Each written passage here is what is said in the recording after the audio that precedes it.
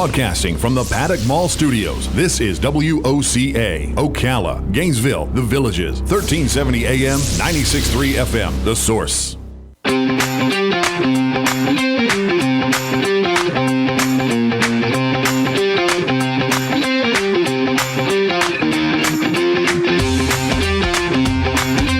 All right, 25 minutes before 10 o'clock. Thank you for tuning in this Monday morning. Well, the morning is flying by, huh? It's the first day of July. Yeah. I'm going to get out there. Look at that beautiful day out there. Have you ever been asked to, not babysit, house sit? Have you ever been asked to do that? Yes, I have. Really? How long did you have to stay in the house? It was just 2 days. 2 days. Yeah. I never have been asked, but I have a brother out in California, and he had a friend that was house sitting the house of a famous person. I think it was, I don't know, some rock star or something. But anyway, so she got nervous because she heard some noises. So my brother went over there and said he ended up house sitting with his friend. Okay. Mm-hmm. But our next story takes place in New York City. We're not in New York. Is there an apartment house called the Bartholomew? Are you familiar with that? Is that real or is that fictional? I think the name is fictional. The book is called Lock Every Door. It is a novel, and it is written by our next guest, Riley Sager. This is about somebody who is apartment sitting, I guess you would say, right? Yes. Good morning, Riley. Thank you for being on the show with us today. Good morning. Thanks for having me. And where are you? Where are you calling from? I am in Princeton, New Jersey right now. All right. How's the weather in Jersey? It is. I was just in Florida last week, and it is very Florida-like outside here right now. Oh, really? It's like I never left. Well, we pretend we love it, but the truth is it's so freaking hot here. It was brutal, I have to say. I'm like, I can handle this. And then, just after an afternoon in that heat, I was like, I can't handle this. No, I thank the man who invented the air conditioner every single day. So tell me, is the Bartholomew a real building in the city? I don't know every building. No, the Bartholomew is fictional because I knew because really dark things happen in that building, and I knew I couldn't name it after a real building or I would be sued. I went with a fictional building. I gotcha. Okay, so what happens? I mean, who is the person that we are with during the book? Who's the protagonist, I guess? The main character of Lock Every Door is a young woman named Jules, and she is really struggling at the moment. She lost her job. Her boyfriend was cheating on her, so she moved out of the apartment they shared. She's sleeping on a friend's couch. She really needs a job, and she needs money. And she finds both in an ad for an apartment sitter at the Bartholomew, a very old, very elegant, very secretive building on Manhattan's Upper West Side. Okay. So she gets hired and moves in. Okay. And what are the rules that she has to abide by? The rules are pretty strict. She can't have any visitors. She must stay in the apartment every night. And she can't bother the other residents. And some of the residents are semi-famous, and all of them are very, very wealthy. Yeah, I would think so. But she does find a friend. She does find a friend. There's another apartment sitter there named Ingrid, and she reminds Jules of her sister who vanished 10 years ago. So Jules and Ingrid become very fast friends, and Ingrid tells her that she thinks something might be weird about this building, and then she vanishes in the middle of the night with no explanation. Ingrid does?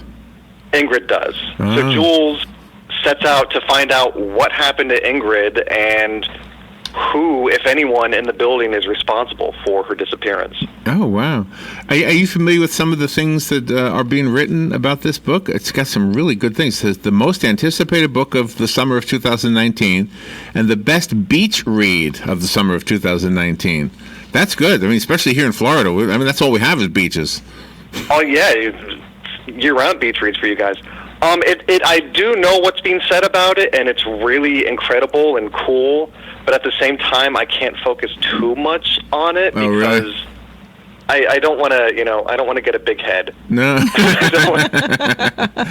But Jules also has things that happened in her past, in her childhood.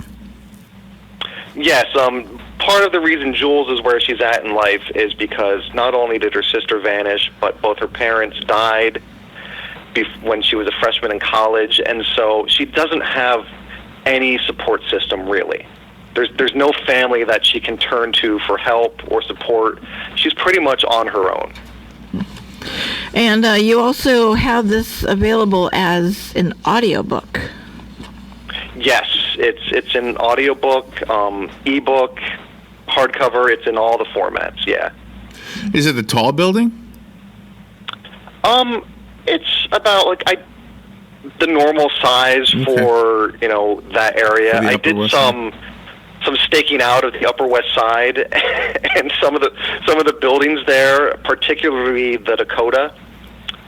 And I knew I couldn't get inside because very important people live there, but I just sort of stalked it for an afternoon, took some pictures, and was worried the police would come by eventually and take me away, but they didn't. And I think Yoko Ono still lives there, doesn't she? I think.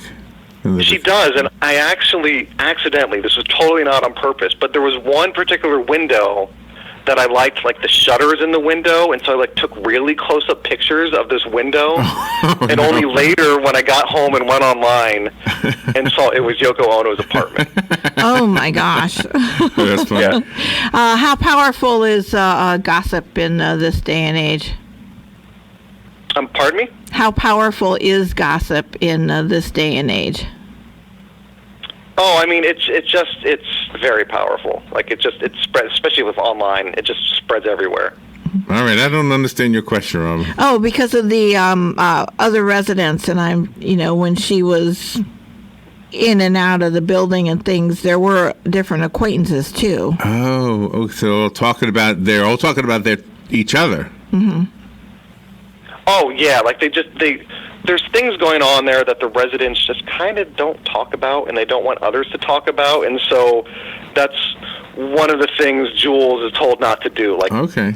Don't mention on social media that you're here. Don't take pictures from inside the building. Oh, I got you. So okay. Yeah. So once Ingrid leaves, does she have a confidant or anybody at all, or is it all introspective? How did you write the story? As far as dialogue is concerned. Well, she does eventually bother other residents, which is one of the rules she's not supposed to. Okay.